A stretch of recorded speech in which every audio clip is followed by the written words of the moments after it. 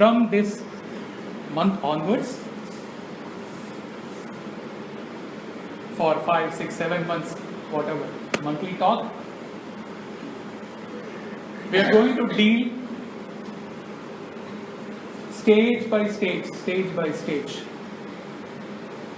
how this journey is going, where this journey starts and how it is going to go and where we will reach at the end. The first step, attraction towards Swami. There are various ways. Nobody can define a particular way in which each devotee or each human being can get attracted to Swami. It can be unique to each one of us. Everyone will have our own story of how we got attracted to Swami. Some of the ways, not inclusive, but some of the ways could be reading about a Swami's literature, casual visit to a Sai center, hearing about some miracle, listening to some discourse and getting attracted. This could be one way. Another way could be getting attracted by his unimaginable mission of education and healthcare, how he is giving to the world. Some people could get attracted, not through devotion, but through that. Or someone could watch a Swami devotee or a student or anyone at any age truly following Swami's teachings and leading a Sai ideal life, and then seeing him. In Tamil there is a saying, Magan Tandaikku Aathumbudai. Okay, I need not elaborate on it. Okay, seeing the son, one has to say how his parents would be. Like that, seeing this Swami devotee, one is inspired. Oh, how his Guru will. If he is so pure, if he is so noble, then I would like to go and observe his Guru. This could be a way.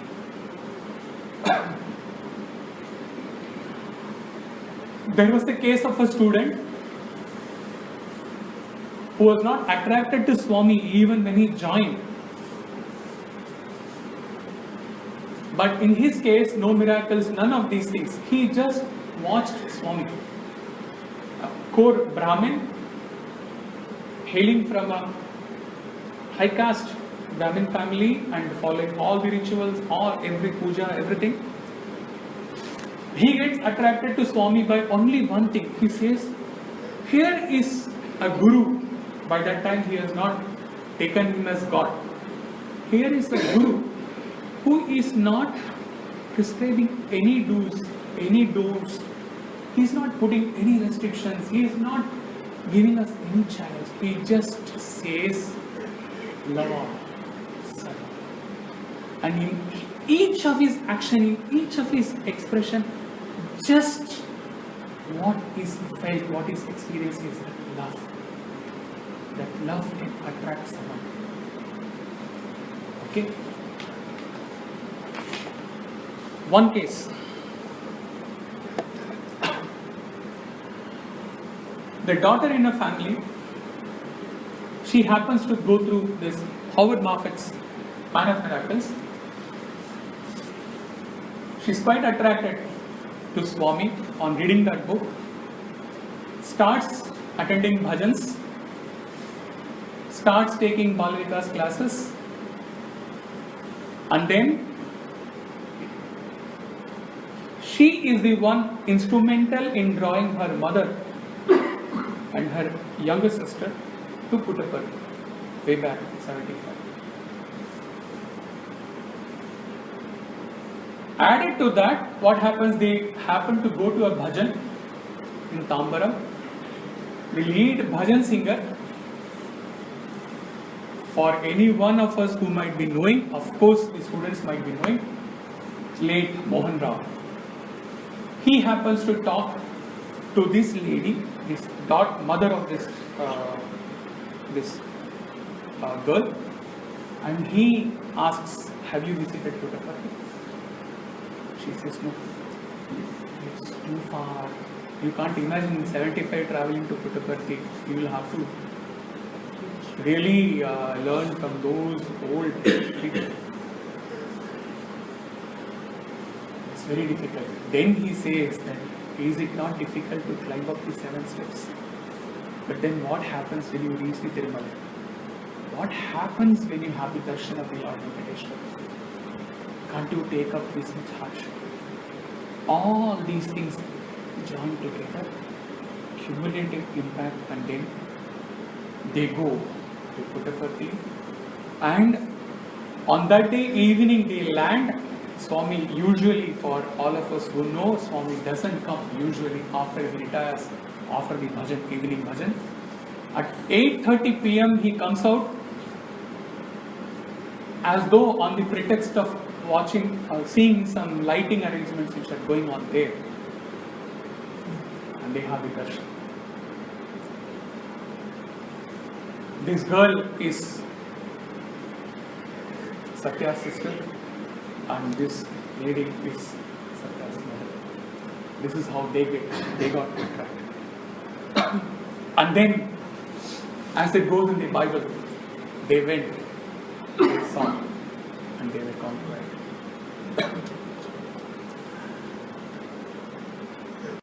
Next, as Raghava switches to next, incidentally, for the Samarpan Bhajan lovers, 2 bhajans were heard on that day in Tambaram Bhajan by this child, which was translated, which was given in the Samarpan Bhajan. One was Hara Hara Hara Hara Bholanath, and the other one was Murali Bajao. Murali Bajao. These 2 bhajans, 75. Okay.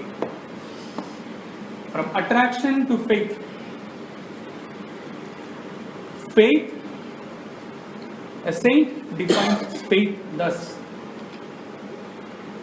faith is that substance through which we can see the invisible, through which we can connect to the absolute truth, that is God.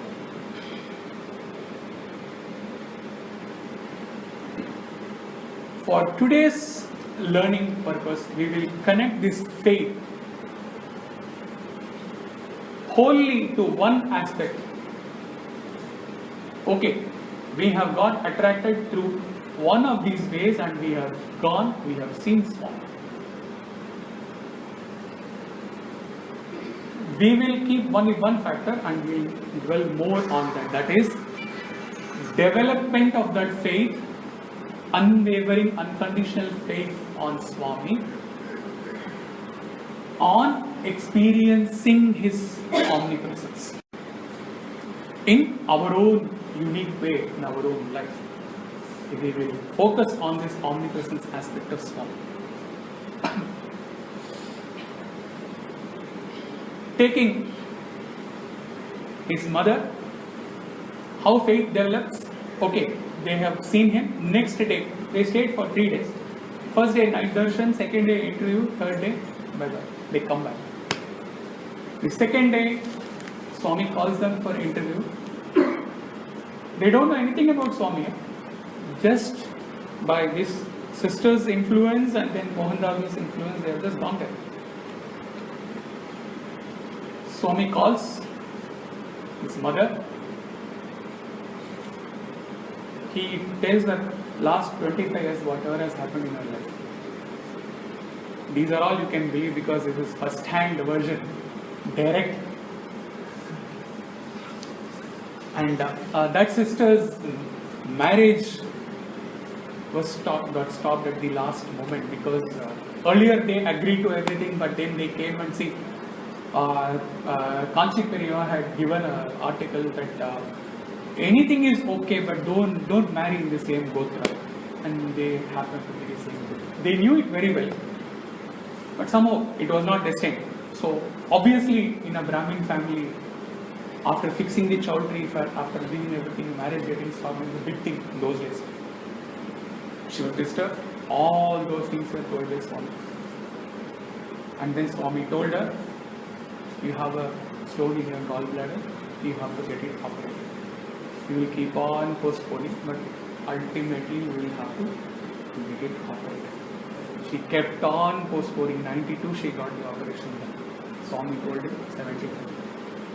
This is the way her fate ended. Another case. This is also a first-hand experience taken straight from that uncle, Gopalan uncle, who stays in Puttaparthi.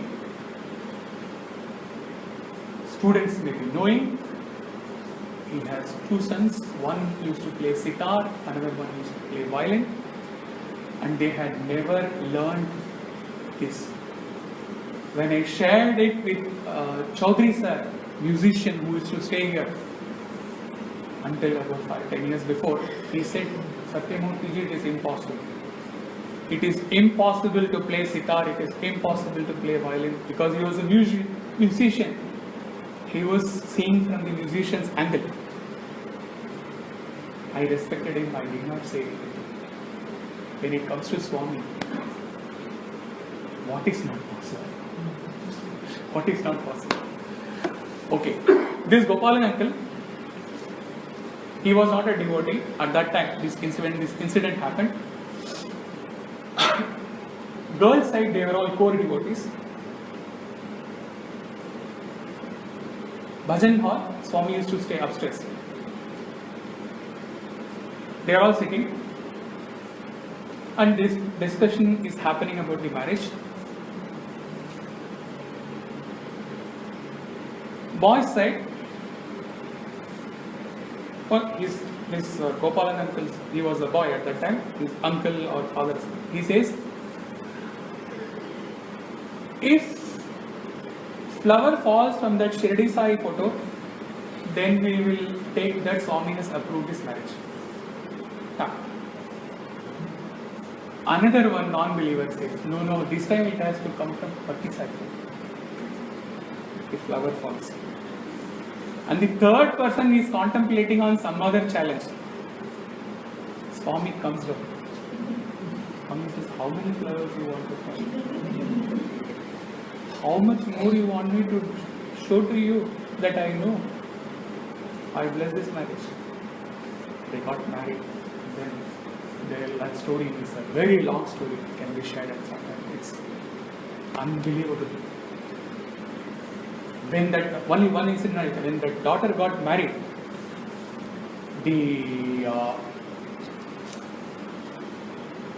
I think it was either the necklace locket I think.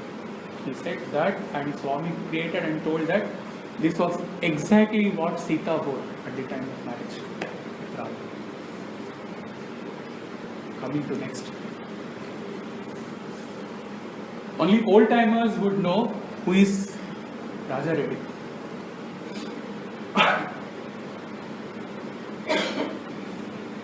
At those times, 50s, 60s, Raja Reddy used to be treated as next to Swami in Puttaparthi. That much respect he commanded there.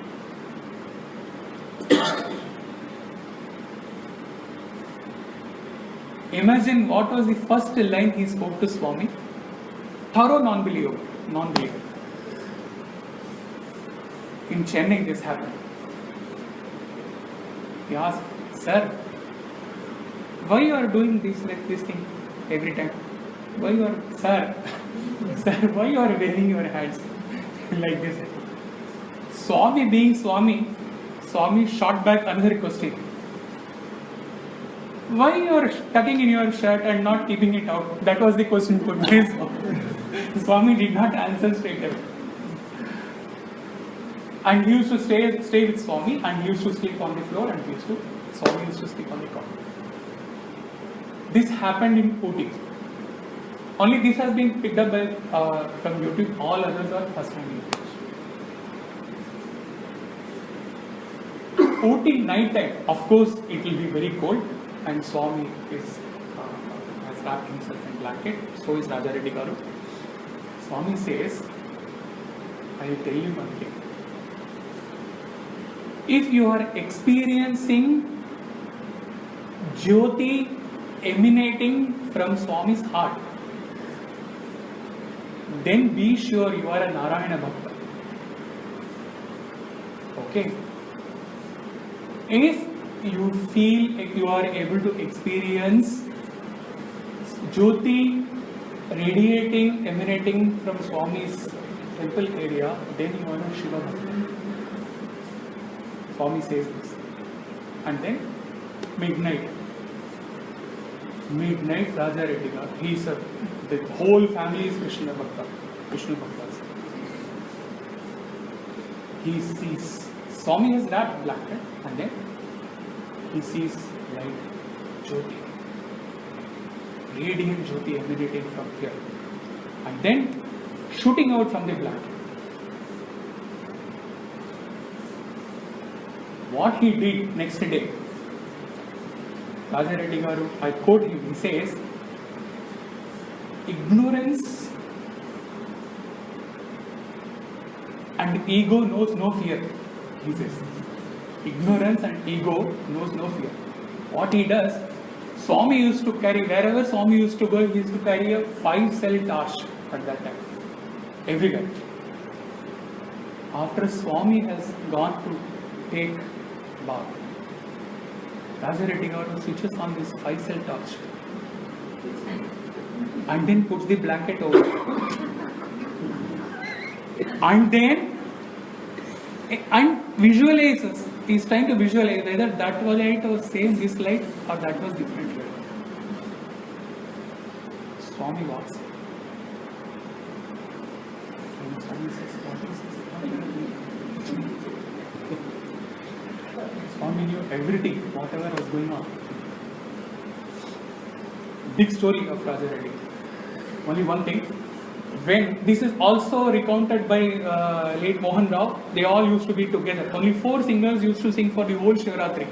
Vijayamma, Mohan Rao, Raja Reddy Garu, Iradi. Only 4 used to sing for 12 hours at those years. Okay, Shivaratri. Then came students later on. When Panduranga Dikshit's daughter, Jyotsna Dikshit, Swami only arranged the marriage, and at the time of marriage, Swami is telling to Jyotsna that at the time of the Panigrahana, go near Raja Reddy and prompt him and see to it that he ties the Mangal Sutra on your neck. Otherwise, if you leave for 1 minute, he will tie the Mangal Sutra on my neck. Swami says, okay. We move on to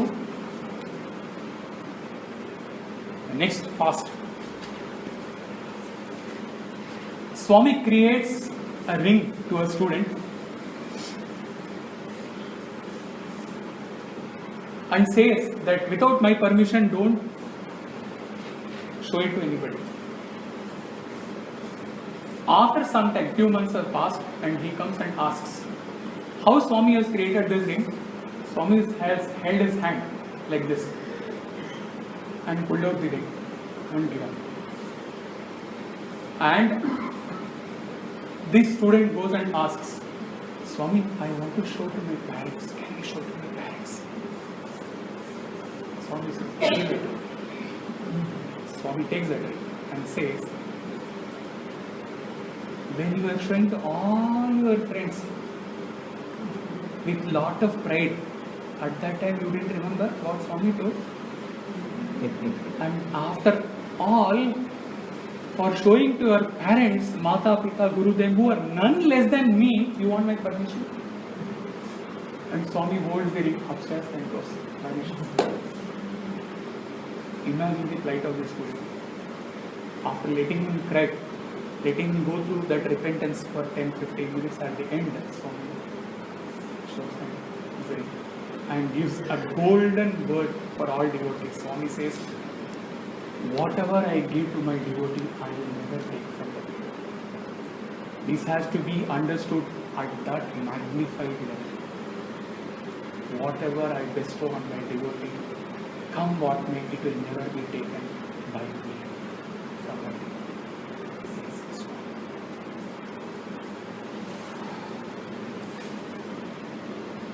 All these so-called experiences or miracles speak about Swami knowing everything at all the time beyond any doubt. But then there is a lesson in this.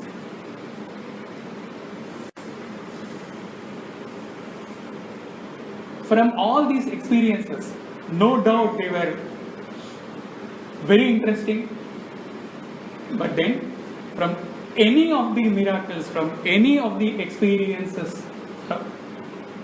of Swami, for us or for anyone, the essence to be taken is that Swami is all pervading. Swami is everywhere and all the time, guiding and guarding us. Swami says, I am near you, I am below you, I am above you. Okay, Swami says. This is the essence which has to be taken. What happens?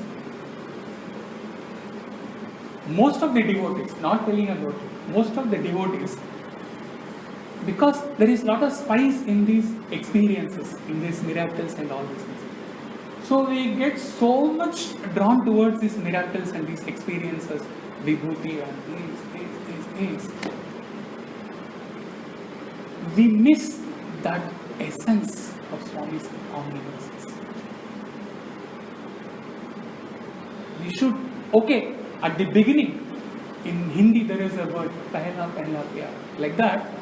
Initially we will be definitely attracted to all these things, but then it has to settle down and we have to be aware that after all these things have to happen because Swami is omnipresent.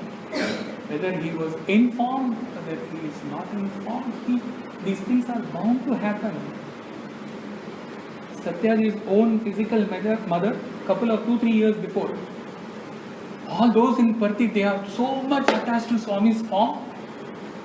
So there she was telling, totally excited. First thing when I entered, you know what happened? Such and such day, from the chair, flower fell. And most of the devotees, we also keep talking like this. No problem, I am not criticizing. No problem in talking. And she saw all of them saying. And then one speaker, extempore, he stood and spoke. Swami is here. Swami has not left Puttaparthi. Swami is always here. I wanted her excitement to come down a little for her to get composed and ask. So Amma, that means you are limiting Swami only to Puttaparthi? So you were excited about Swami being visible in Puttaparthi only? That's it? That is the limitation of Swami? Does Swami have to, now come to the main point, does Swami have to perform miracle to us to show that he is omnipresent? Okay, if miracles happen, okay. But then they are all natural. We have to evolve to that level. Like a person who keeps traveling to Switzerland every month, and if the other person goes and tells him, and he goes, he is so excited about a video and he talks, and what this person will say, bro, calm down. That's my city, I have been seeing. What did you do? Okay, so Swami's omnipresence need not be proven by him. Okay, it's all wonderful, Swami's vibhuti getting and flower falling from here and all these things. We need not to think that only in that time Swami is present. We have to evolve before this life ends to the level that when we take the three Omkar, wherever my glory is sung, I install myself there. You have to believe in Swami.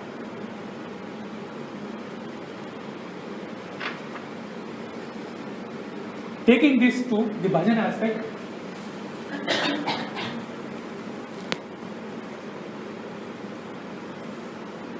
for 20 years, 15 years, 25 years, suppose we are singing bhajans.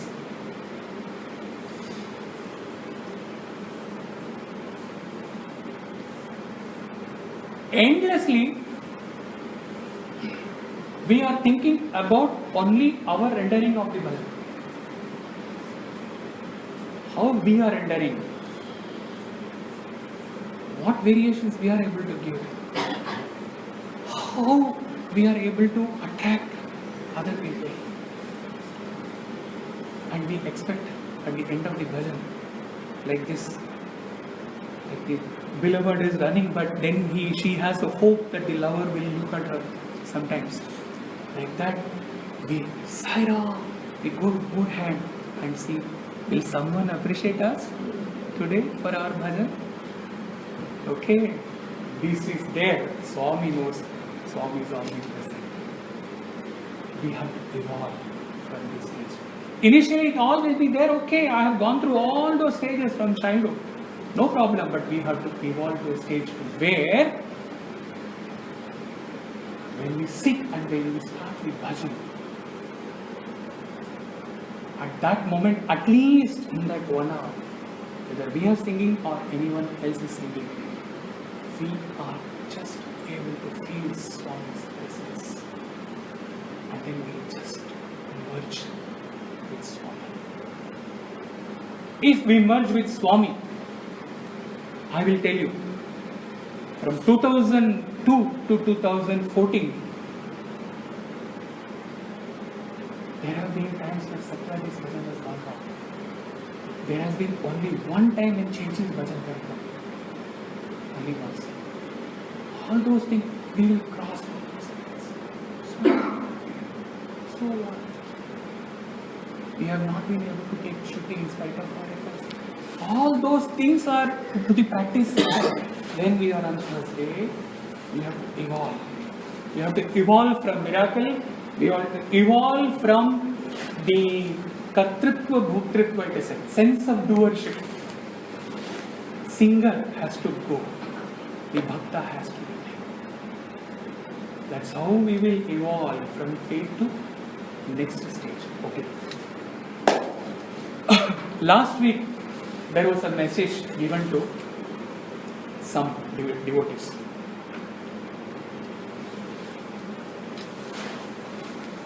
In case of a singer, now we have to be very, very attentive. Okay, we are leading to coming to the climax. In case of a singer,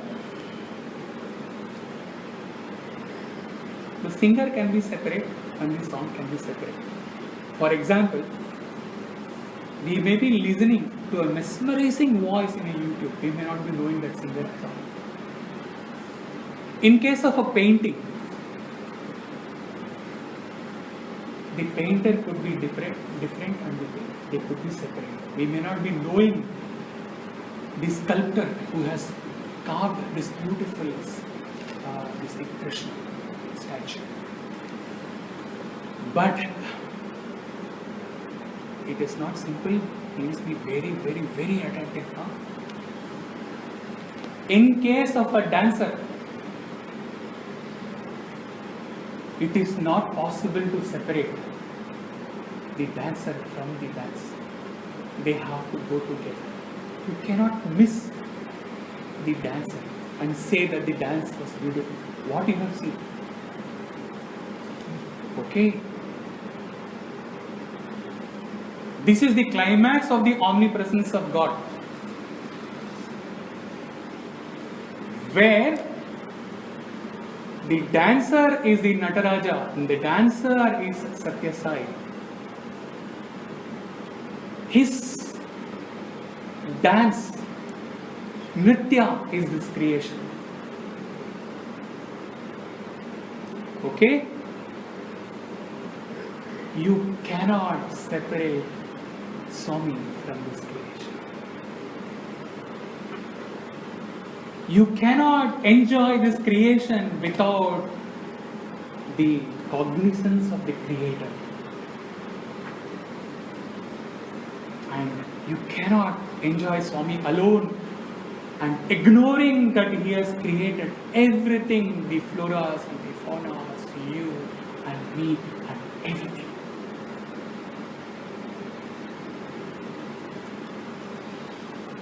Please get to that level of understanding. Having understood this, with the example of the Nataraja, with the example of Sai, now tell me,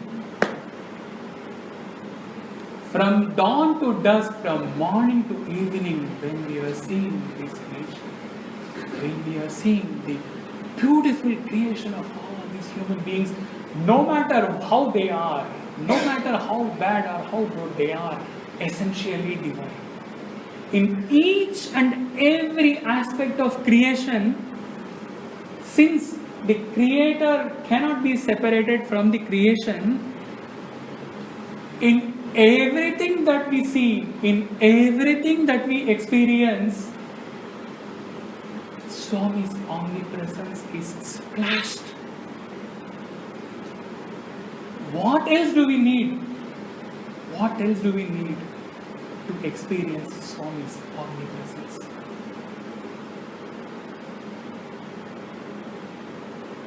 There is an old song in a movie, மலர்களிலே பல நிறம் கண்டேன் திருமாலவன் வடிவும் அதில் கண்டேன். Okay. In all these flowers, I see that vision. When we come to that level, everything is omnipresence, everything is wonderful, everything is Swami, and nothing else. I will skip the last part because of the time, but yes. This, I will end with this. This aspect of experiencing clearly God in every aspect of the creation, a yogi, Swami Shivananda, writes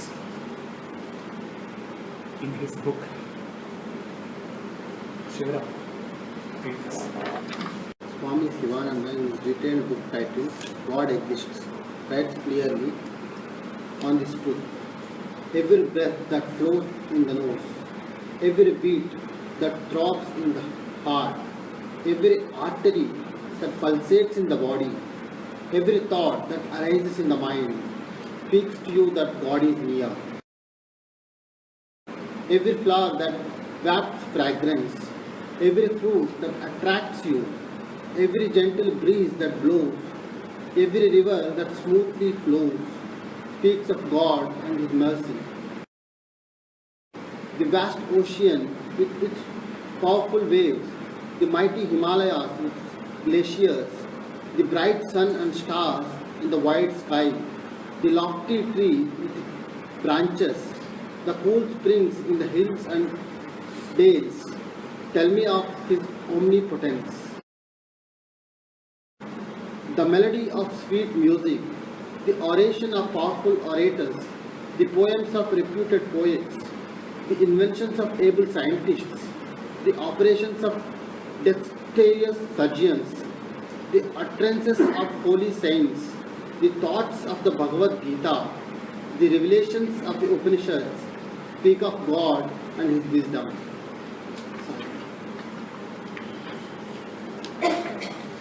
Morning to night, whatever you are seeing, whatever you are experiencing, it's all Sai.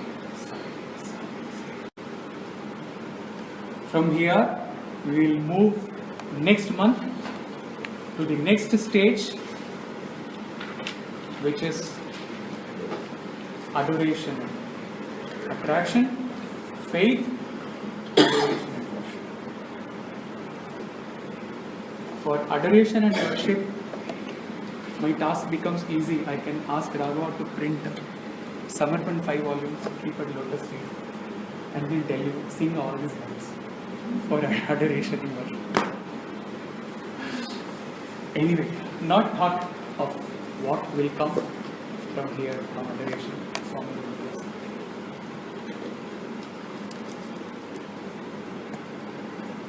If you are able to take the Nataraja example in today's talk and keep contemplating on that whenever you get time till next month, it is bound to take you to a different dimension altogether. I was to end with this bhajan, but I will not sing due to short of time. Sai Mata Pita Dina Bandhu Sakha.